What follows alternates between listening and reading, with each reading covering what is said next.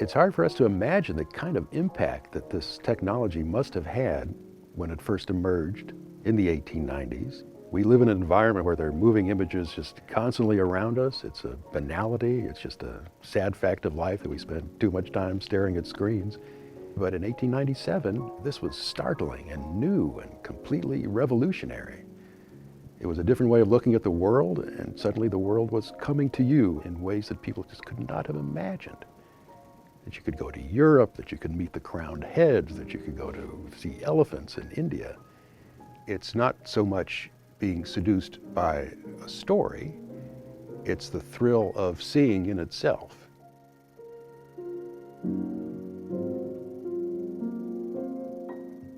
Here's an image of the three royal children. This would be the future Edward VIII, George VI, and Princess Mary, which was shot by the British Biograph Company in the year 1900.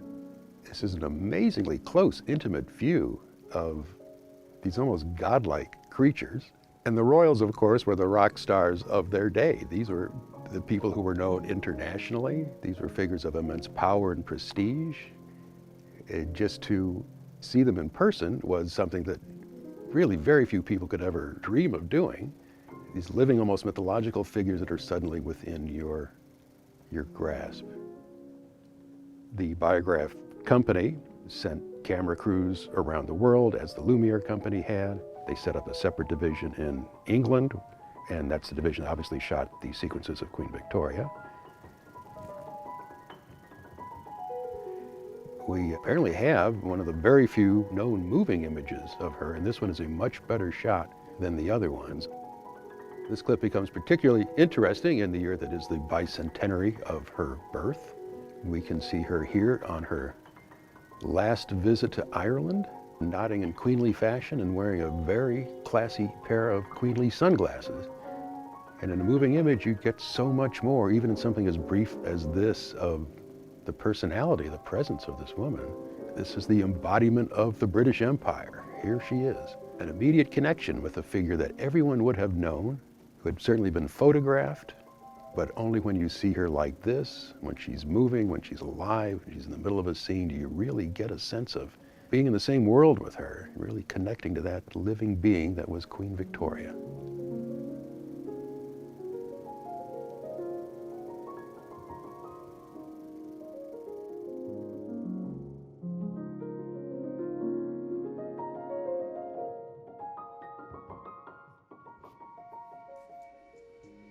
So this is the can of film that contains the Queen Victoria footage. It's very heavy. It's a lot of film here. So what we have here for comparison's sake is our 68mm nitrate print, our Mutoscope and Biograph print, next to a standard 35mm Edison print of an 1896 film. And it just shows you the real scale difference. I mean, it's kind of like the IMAX of its day, right? You were absorbed by the content. Well, the 68mm film proved not to be all that practical. The reason they had adopted it in the first place was because the Edison company had the patent on 35mm. And when William Kennedy Dixon left Edison to form the Mutoscope company, which became the Biograph company, he essentially had to reinvent the same process he had already invented for Edison, but in a way that didn't violate Edison's patents. A lot of these early films were presented as if they were an act in a vaudeville performance. You know, after the singer, after the dancing bears, after the comedian, you would have a selection of film views. Views of, say, a waterfall, a train rushing into the camera, children playing. No narrative continuity whatsoever, just the novelty was seeing these images moving on a larger-than-life screen. By the time this particular process, the 68mm Biograph camera, entered the scene, this allowed just a multiplication of the quality of the image. These films actually were photographed at 30 frames a second, which creates a very smooth movement, all very much in contrast to what the Edison and Lumiere films were like. So this really struck people as something close to miraculous at the time.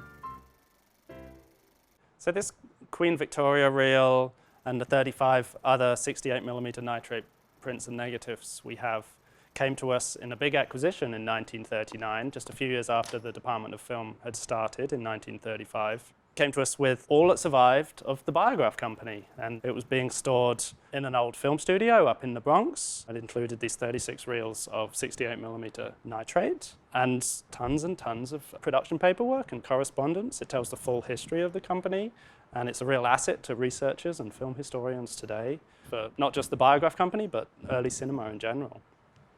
100 years ago, a peculiar toy was invented in France. Now, the Victorians were obsessed with moving image toys, and there were a lot of mechanical devices that were invented beginning in the early 19th century that created the illusion of movement. This happens around the same time with the development of photography, and it took a few decades for photography and moving images to line up. Oh, yeah? Well, I'll think it over yet, fella. Here you are. This is on the house. There we are. There were a few different ways in which an audience could experience a motion picture at this point. One of the earliest was through a hand-cranked machine called a mutoscope.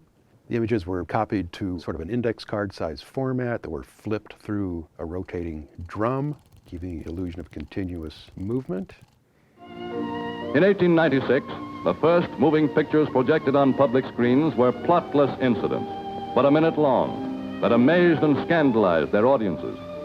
When we were able to start projecting movies at a theater, you shared that experience with a large number of people. And that amplified the emotional response to these films. And suddenly, the spectacle of a train rushing toward you, legendarily, audiences gasped and fainted, and you thought they were going to run over themselves by these chatting freight trains.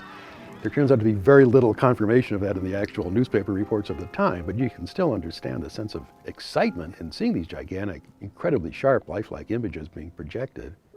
Now, we're used to seeing these films in very badly duplicated versions, almost invariably shown at the wrong speeds, so we have a condescending idea of these films just looked silly, looked ridiculous, but when you actually can see them the way they were made to be seen, they are startlingly good. It really could have been shot 2 days ago. In terms of the crispness and the quality and the stability of that image, it really is quite striking.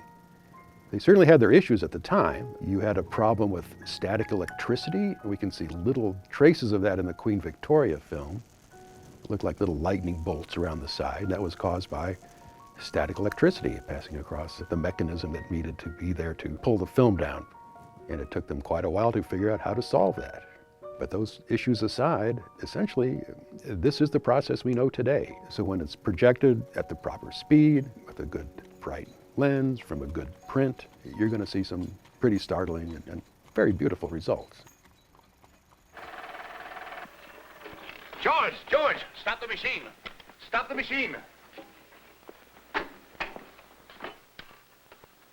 This film's so old it just breaks up in your fingers. Can't you patch it together again?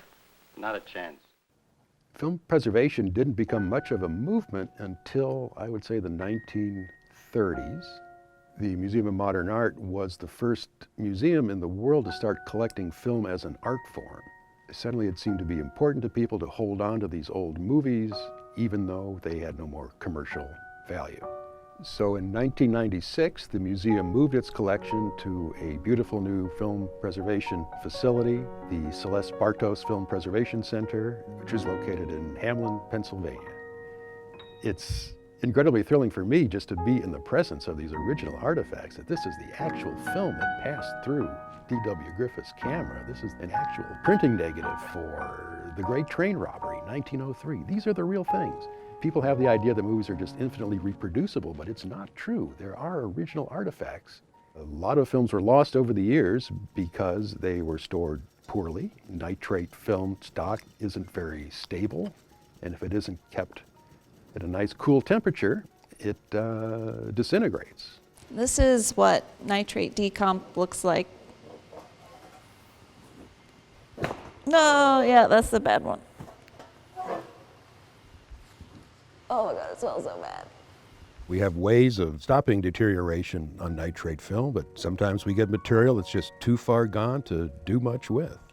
These images are a strong reminder that nitrate is an organic material and films can die. I think it's worth returning to these images to remind us that movies used to be analog.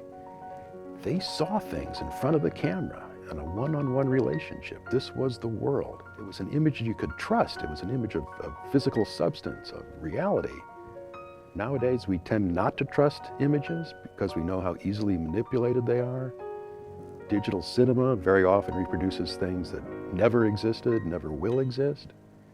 But there's an ontological impact, just a reality to these images that I still find tremendously moving.